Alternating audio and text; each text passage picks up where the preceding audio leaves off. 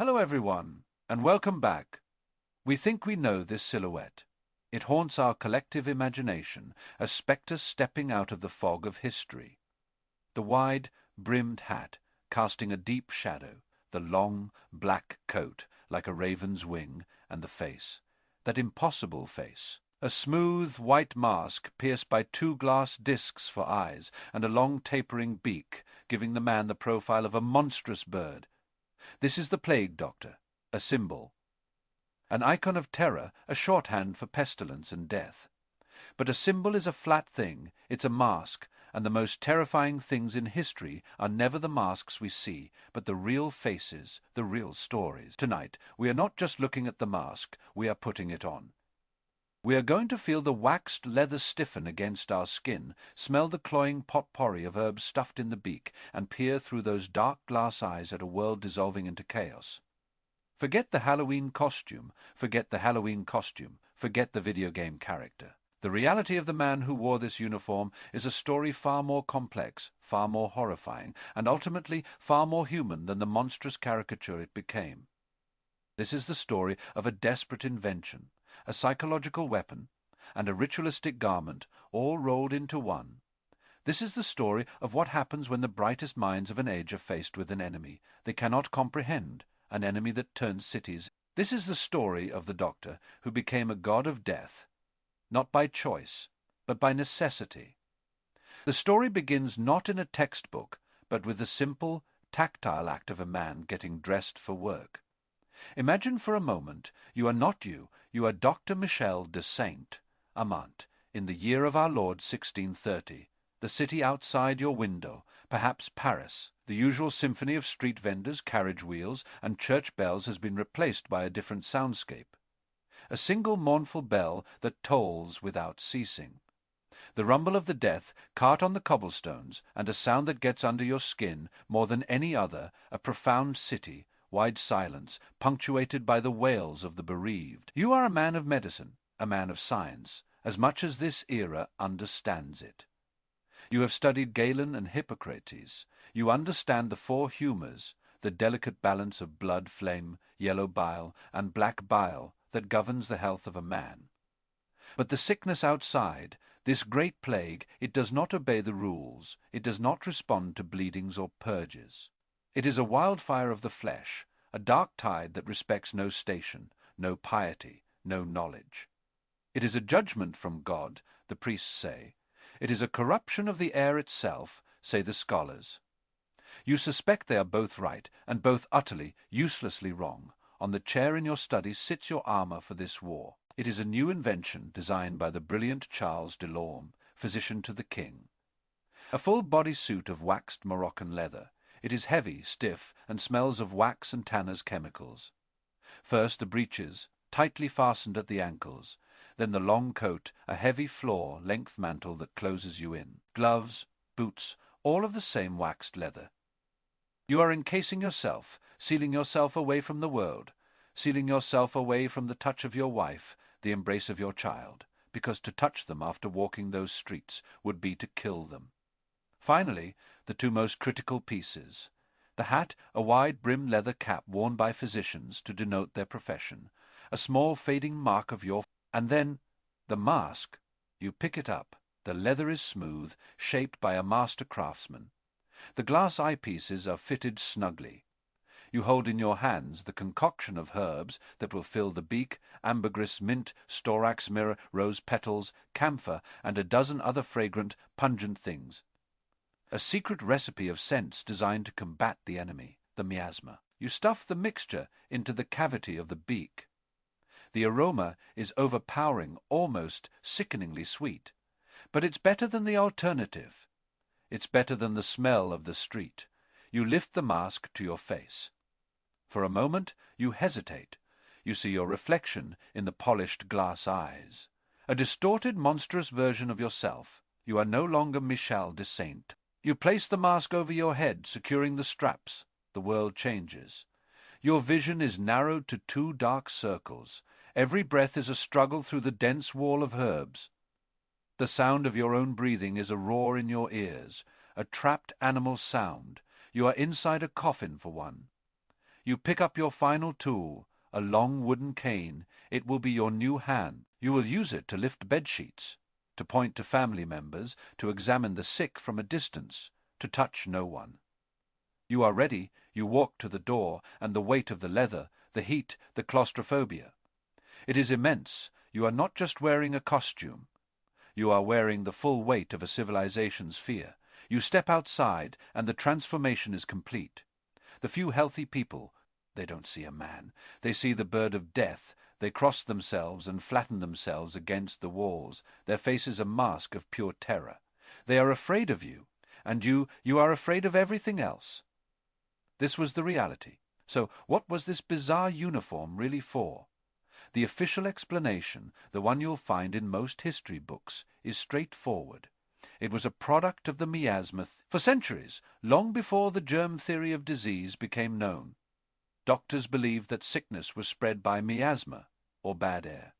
This corrupt air was thought to emanate from rotting organic matter, from swamps, from corpses. It was a tangible, foul, smelling poison that could be inhaled, infecting the body and upsetting the balance of the humours. The Great Plague, with its horrific death toll and the overwhelming stench of decay that hung over cities, seemed to be the ultimate proof of this theory. The logic, from their perspective, was sound. If the air itself is the poison, then the solution is to create a barrier against it.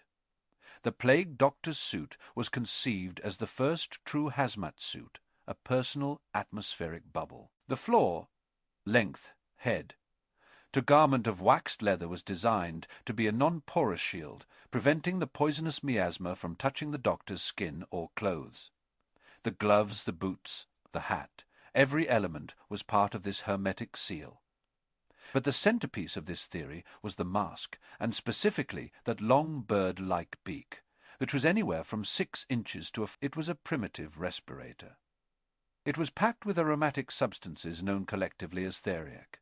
This was a complex medicinal compound, sometimes containing over 55 different ingredients, including herbs like mint and cloves, spices like cinnamon, and more esoteric substances like powdered viper flesh, opium, and miresh. The idea was that these powerful, pleasant smells would counteract and purify the foul miasmatic air before the doctor breathed it in. The doctor was literally breathing through a filter of perfume. This was the science of the 17th century. It was a rational, methodical attempt to solve an impossible problem based on the best available knowledge. The suit's inventor, Charles Delorme, was one of the most respected physicians of his time. Born in 1584, he was the chief physician to King Louis XVI of France, and he would go on to serve members of the royal family for decades. He was no quack. He was a product of the University of Montpellier, one of Europe's finest medical schools. Delorme designed the suit in 1619, and it was first adopted during the plague outbreak in Paris. His instructions were precise. The leather must be Moroccan or Levant leather. The coat must be waxed on the exterior. The mask must have crystal eyepieces. This was not a random collection of garments. It was a specific engineered piece of medical technology. And so the mystery seems. The terrifying costume was simply the era's best attempt at personal protective equipment. It was science, not superstition. Case closed. But history is never that simple. The neat and tidy explanation starts to fray the moment you pull at the threads. If this was such a brilliant piece of medical technology, why wasn't it universally adopted? The plague doctor image is iconic, but in reality, this specific. It was used primarily in France and parts of Italy, and mostly by municipal plague doctors, men hired by the city to treat everyone, rich and poor. Many, if not most, physicians during plague outbreaks did not wear this costume. They wore simpler protective gear, or tragically, nothing at all. Furthermore, did it even work? Not really. While the waxed leather might have offered some protection against flea bites, the true vector of the bubonic plague, a fact they would not discover for another 250 years. It was far from foolproof. The suit was hot, cumbersome, and created a false sense of security. Doctors wearing it still died in droves. Their personal atmosphere of herbs did nothing to stop the microscope. So, if the suit was not widely used and was medically ineffective, Why did it persist? Why did it burn itself into the European psyche so deeply that it remains instantly recognizable 400 years later? Because the suit was never just about science. It was performing other functions, functions that were just as critical in a world gripped by existential terror. It was a tool of psychology. To understand this, we need to go back to the street with our doctor, Michel de Saint-Amant. As he walks, the people don't just fear him. They make way for him. The suit creates a zone of personal space, a visible, undeniable boundary. In a time of panic, when the sick and their desperate families might crowd a doctor, begging for a cure, grabbing at his clothes, the suit was a formidable deterrent. It was an instrument of crowd control. Its inhuman, monstrous appearance said, "Do not touch me, stay back." It transformed the doctor from a vulnerable man into an untouchable, intimidating official. It was a projection of authority in a city where all authority was breaking down. Imagine a family barricaded in their home, one member burning with fever, the tail black buboes swelling in their armpit and groin. A knock comes at the door. Standing there is not a familiar local physician, but this thing. This bird meant the sheer shock and terror of the image would command immediate obedience. The doctor's instructions to boil water, to isolate the sick, to hand over clothes for burning, would be followed without question. The mask was a badge of office, more powerful than any written decree. It was a psychological masterstroke. But the psychology runs even deeper. It wasn't just about controlling the public. It was about controlling the public. It was about controlling the mental toll. They were surrounded by death and dying on a scale we can barely imagine. They were treating patients knowing that almost all of them would die, and that their treatments, lancing the buboes, applying hot poultices, prescribing useless tonics, were little more than gestures of helplessness. They would have been battling overwhelming despair, fear, and a crushing sense of futility. Now consider the act of putting on the... It was a ritual, the careful process of sealing oneself in leather, of packing the beak, of hiding one's own face from the world. This ritual prepared the man for the horrors to come. It created a psychological distance, a separation between the person, Michel, and the persona, the plague doctor. The mask allowed him to become an anonymous functionary of death. He was no longer a man watching his neighbors die. He was the official representative of the pestilence, an impassive observer. This depersonalization was a vital coping mechanism. It was a form of armor for the soul. The mask hid his fear from his patients, and just as importantly, it hid the patient's humanity from him. He didn't look into the terrified eyes of a person. He looked at a clinical problem through 2 discs of glass, his senses deadened, his emotions blunted. The uniform allowed him to function in a situation that would otherwise have been psychologically unsurvivable, and this brings us to the deepest, most unsettling layer of the mask's meaning, the symbolism. Why a bird of all the possible shapes? Why did Charles... There is no practical, scientific reason for the beak to be shaped like a bird's. A simple cone or a box would have held the herbs just as well. The choice was deliberate, and it taps into a primal, ancient well of human symbolism. Throughout history and across cultures, birds have been seen as psychopomps, creatures that travel between worlds, that guide souls from the land of the living to the land of the dead. Think of the Egyptian gods, Thoth and Horus, with their ibis and falcon heads. Think of the raven and crow in Norse and Celtic mythology, associated with battlefields and messages from the other side. Birds fly in the air, the realm between earth and heaven. They were seen as mediators between the mortal and the divine. In a Europe that was profoundly Christian, death was a spiritual passage, not just a biological event. A good death, with last rites and proper burial, was essential for the soul's salvation. But the plague destroyed all that. It killed too fast. Priests were overwhelmed or dead themselves. People died alone, unshriven. Cemeteries overflowed, and mass plague pits were dug outside the city walls. The spiritual order of death had collapsed along with the social order. Into this spiritual vacuum steps the plague doctor. He is a man of science, yes, but in his bird-like costume he unintentionally, or perhaps very intentionally, takes on the role of a new kind of... He is not there to save the soul in the Christian sense, but he presides over the moment of passing. He is the last person many will see. He is the official witness to death. He manages the transition, not with prayers, but with medical procedures and public health decrees. In his avian mask, he becomes a secular psychopomp for a secular apocalypse. He is the ferryman on a river of plague, guiding the endless stream of the dead. This was not something that would have been consciously articulated. But symbols don't work on the conscious mind. They work on the gut. The image of the bird, man resonated because it spoke to a deep-seated, archetypal understanding of death. He looked like what a creature who walked between the worlds of the living and the dead Tanschold. He was an embodiment of the unnaturalness of the time.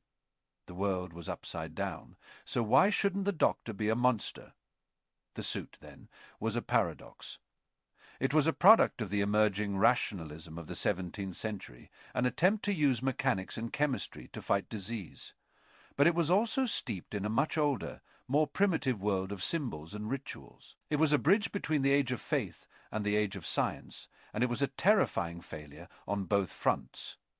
It failed as medicine, and it failed to stop the tide of death. Yet its power as a symbol was so immense that it outlived its purpose. Let's trace that journey. The great plagues of the 17th century eventually burned themselves out.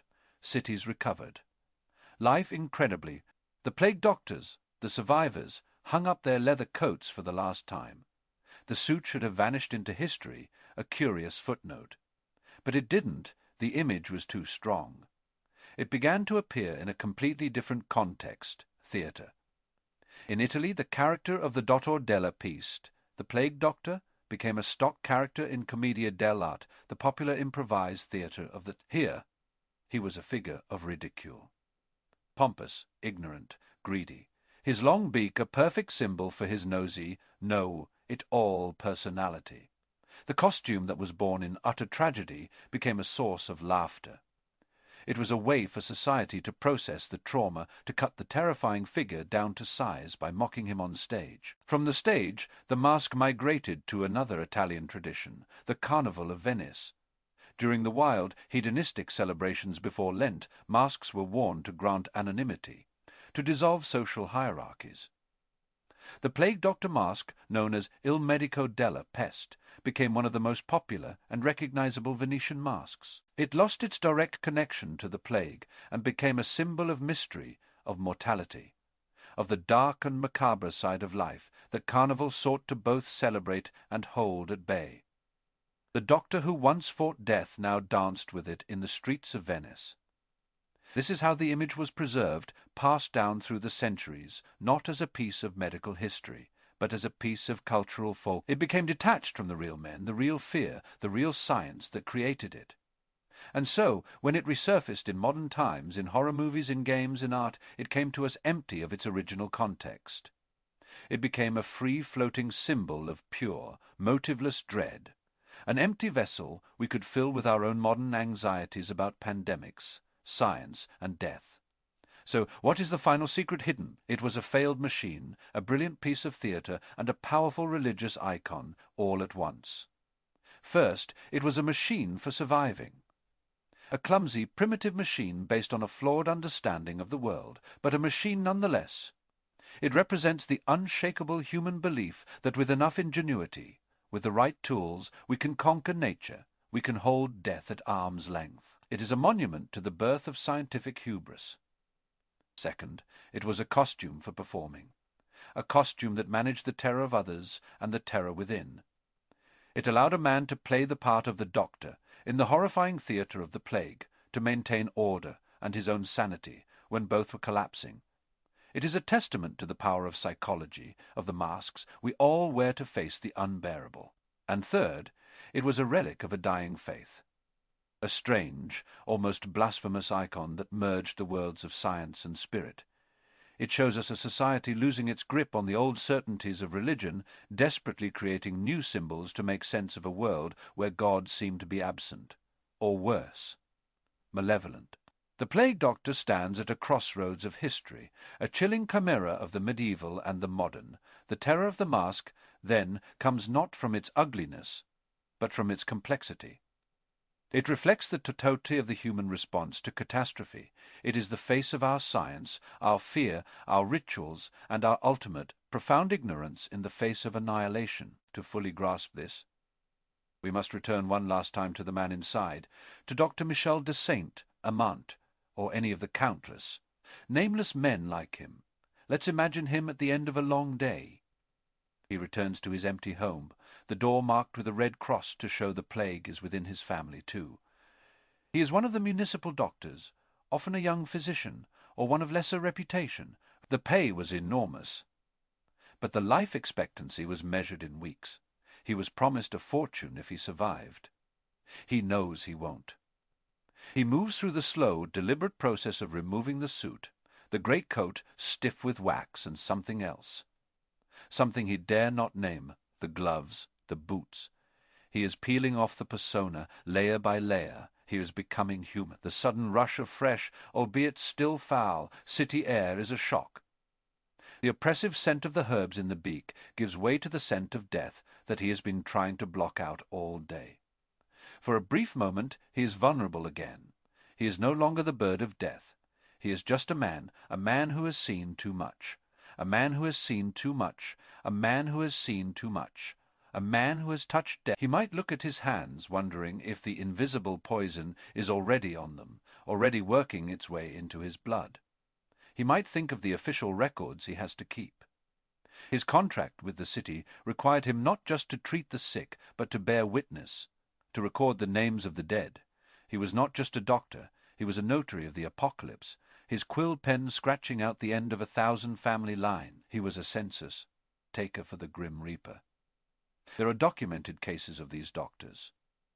In 1630, in the Italian city of Orvieto, a man named Mattia de Lellis was hired as a plague doctor.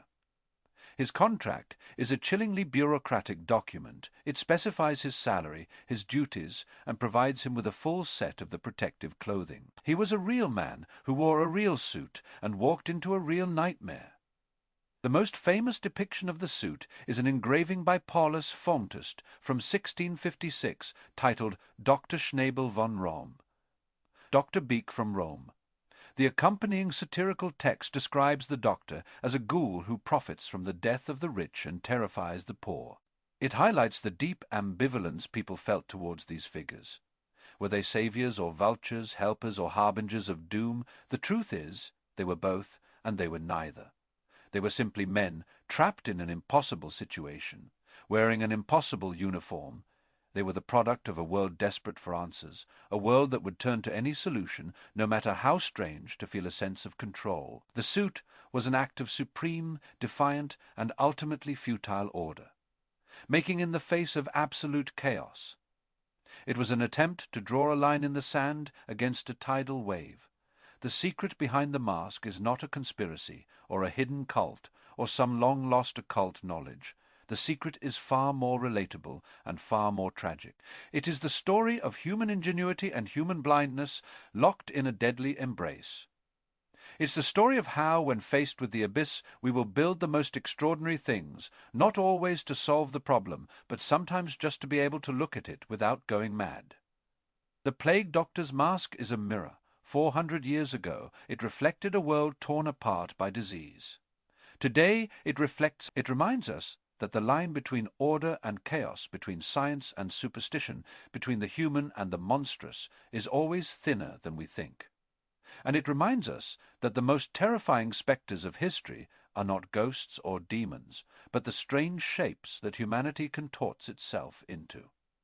Just to survive the night, the black leather, the glass eyes, the silent beak. They are. The story is written in the sweat and fear of the man inside, a man who willingly put on the face of a monster to walk through hell, hoping against all hope to lead a few souls back. That is all for today. If you enjoyed this journey into the unknown, be sure to like and subscribe for more. Thanks for watching, and we'll see you in the next one.